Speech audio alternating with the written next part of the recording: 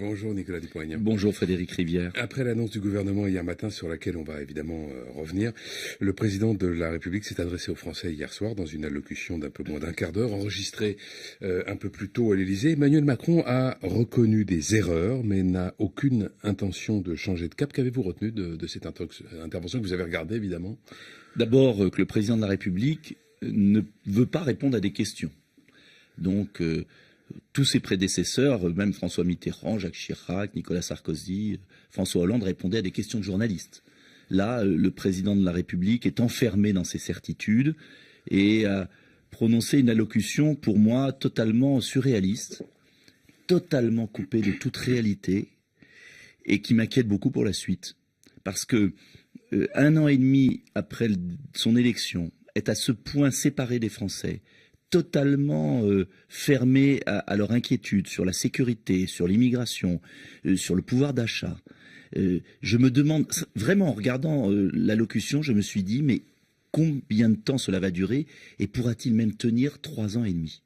Emmanuel Macron a quand même eu des formules et a posé finalement des exigences qui seraient susceptibles de vous plaire. Quand il dit je veux que nous retrouvions pleinement la maîtrise de notre destin, quand il dit ne pas se soumettre au grand désordre contemporain des migrations. Mais tout ça, ça veut rien dire quand on fait une politique qui ne permet pas de traiter les problèmes.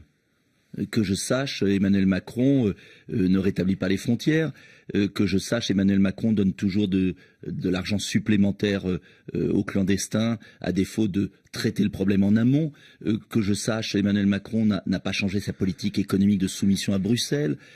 Et il accable les retraités. C'est la première fois, enfin, Frédéric Rivière, je crois que nos auditeurs doivent le savoir, c'est quand même la première fois depuis 1945 qu'un gouvernement supprime l'indexation des pensions de retraite et des pensions sociales et familiales sur l'inflation. Cela veut dire que c'est une réduction immédiate, permanente du pouvoir d'achat des millions de Français des classes populaires et moyennes.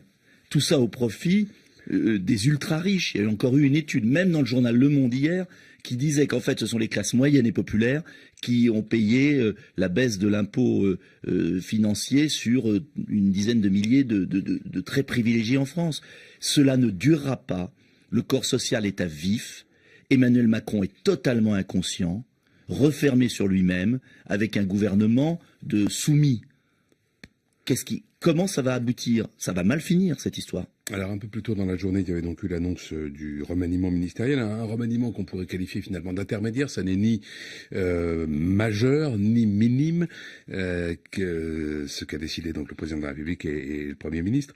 Est-ce que vous auriez précisément souhaité quelque chose de plus large? Non mais moi j'essaye. Ou est-ce que finalement pour vous c'est anecdotique? Ce qui est paradoxal, c'est d'attendre 15 jours pour effectuer ce remaniement. Donc il y a 2 explications. Soit il y a une incompétence totale, soit à l'inverse, il a essayé d'attirer sur le Titanic davantage de personnalités, elles ont toutes refusé. Et c'est plutôt ce qui s'est passé. 15 jours d'un chef de l'État qui supplie des personnalités d'être ministre et qui refuse. Et qui finit avec Castaner à l'intérieur, le fidèle, et la promotion de gens à la botte qui n'ont jamais élevé la voix au Parlement. C'est quand même paradoxal aussi. Parce qu'en vérité, moi ce que je demande, ce que j'espérais, c'est qu'il y ait une écoute de ce qui se passe. Or, rien. Il déroule, d'ailleurs il l'a dit, j'ai écouté Édouard Philippe à l'Assemblée hier, j'y étais, qui a dit on ne change pas de cap. Mais la politique, c'est aussi l'adaptation aux circonstances, l'écoute du peuple, voir ce qui a été, ce qui n'a pas été. Enfin, je me place de son point de vue. Un président de la République élu, très populaire quand il a été élu, il faut être honnête, qui chute ainsi et qui retrouve le niveau de popularité d'un François Hollande, cela mérite quand même une analyse, un examen de conscience. Voilà, je ne me place même pas du côté de l'opposant. J'aurais espéré un examen de conscience. Rien. On continue, on fonce dans le mur. Cela m'inquiète pour le pays. Christophe Castaner, ministre de l'Intérieur, est-ce qu'il a le profil d'un non, ministre de l'Intérieur? tout le monde le sait, il est là pour protéger. Ils auraient pu nommer Benalla pendant qu'ils y étaient. Tout le monde le sait, il n'a aucune compétence en matière de sécurité.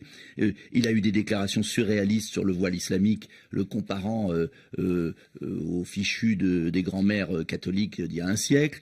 Il n'y a aucune volonté. C'est un ministre politique pour mettre un des siens à l'intérieur. Cela est peut-être inquiétant pour la suite. Est-ce que vous êtes préoccupé par le fait que le ministre de l'Intérieur précédent, Gérard Collomb, était numéro 2 du gouvernement, il était ministre d'État, ce qui n'est plus le cas pour Christophe Castaner? Est-ce qu'il y a pour vous là une forme de réduction de l'importance? Non, je ne rentrerai pas dans des polémiques là-dessus. Moi, ce qui m'importe, c'est qu'il y ait un changement de politique réel pour mettre fin à l'islamisation de nos banlieues, aux narcotrafiquants, à cette dérive de l'état de droit.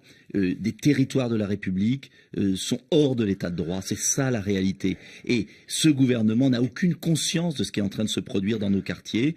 On est à plus de 1000 agressions par jour dans notre pays. Gérard Collomb l'a évoqué, mais en partant. Oui, il a eu un langage de vérité, Gérard Collomb, en partant, en disant qu'on allait vers la guerre civile. C'est ça la réalité. Et moi, je veux pas voir mon pays aux mains de communautarisme, aux mains de mosquées salafistes. C'est ça la réalité du pays aujourd'hui. C'est insupportable. L'actualité, Nicolas Dupont-Aignan, a été marquée hier également par la perquisition chez Jean-Luc Mélenchon et au siège de la France Insoumise, dans le cadre de 2 enquêtes, l'une sur de présumés emplois fictifs au Parlement européen, l'autre sur ses comptes de campagne lors de la présidentielle. On a vu un Jean-Luc Mélenchon hors de lui hier sur plusieurs vidéos qui ont été postées sur les réseaux sociaux. Est-ce que vous vous sentez solidaire de Jean-Luc Mélenchon qui a dénoncé une police politique? Je m'inquiète de l'utilisation de la justice à des fins politiques. Il y a eu l'affaire François Fillon. Je vous rappelle qu'il n'est toujours pas jugé. Justice à grand spectacle, à des fins politiques, qui a sans doute influencé la présidentielle. Il y a maintenant il y a eu l'affaire Le Pen, saisie ahurissante des fonds d'un parti politique. Il y a maintenant l'affaire Mélenchon. Je ne conteste pas l'existence de procédures judiciaires contre des hommes politiques, mais je conteste cette justice à grand spectacle et cette atteinte à la séparation des pouvoirs. Car imaginez que la même chose arrive chez Poutine en Russie. Imaginez qu'il y ait le même spectacle chez Orban. Mais tout le monde s'indignerait.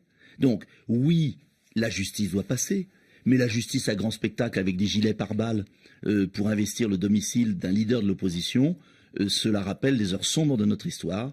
Et comme par hasard, il n'y a jamais de procédure sur les amis du pouvoir. Je remarque que quand il a fallu aller chercher, ouvrir le coffre de M. Benalla, la police a attendu 24 heures le temps qu'il le vide. C'est ça la réalité de notre pays aujourd'hui. Donc, Jean-Luc Mélenchon, à sa façon, c'est son caractère, a réagi, mais moi je suis inquiet sur l'instrumentalisation de la justice en France à des fins politiques, sur la politisation de la justice. Et c'est très grave parce que cela veut dire qu'à un moment, nos concitoyens n'ont plus confiance dans leurs institutions. Et je souhaite qu'on respecte les institutions judiciaires. Mais faudrait-il qu'elles soient respectables? Or là, elles n'ont pas été respectables. Où en est votre démarche de rassemblement des patriotes ou des amoureux de la France pour les élections européennes de mai prochain? Marine Le Pen, pour l'instant, n'a toujours pas répondu à votre appel? Non, écoutez, moi j'ai été d'une clarté totale. J'ai soutenu Marine Le Pen au second tour contre Emmanuel Macron parce que je savais le danger Macron. J'ai été d'une loyauté parfaite, même après le débat raté du second tour. Pour autant, j'ai toujours dit que je restais indépendant. Aujourd'hui, je mène une liste puisque ni Laurent Wauquiez d'un côté n'a de clarté idéologique sur l'Europe, un coup c'est pour, un coup c'est contre, cette manière de construire l'Europe, et côté Marine Le Pen, elle y va pas et elle n'a pas de tête de liste. J'ai dit que j'irais parce qu'il y a un enjeu historique à Strasbourg, avoir une majorité euro-critique, euro-réaliste qui réoriente l'Europe. On peut y arriver. Et je trouve ahurissant là aussi qu'aucun Français ne veuille y aller. Moi, je veux y aller parce que je suis convaincu que la France doit peser pour réorienter l'Europe, qui est la clé de nos problèmes. Il faut donc trouver des solutions là-bas pour résoudre nos problèmes ici. Maintenant, moi, j'ai soutenu Marine Le Pen à une époque, je lui demande de me soutenir. Si elle ne le veut pas, ça la prouvera tout simplement qu'elle ne conçoit l'union qu'au service de son parti, alors même d'ailleurs qu'elle n'est pas candidate, qu'elle n'a pas de projet et pas de tête de liste. C'est ainsi. Je crois que les électeurs n'appartiennent pas aux leaders politiques, ce sera aux électeurs de trancher le 25 mai, je crois. Merci Nicolas Dupont-Aignan. Bonne journée.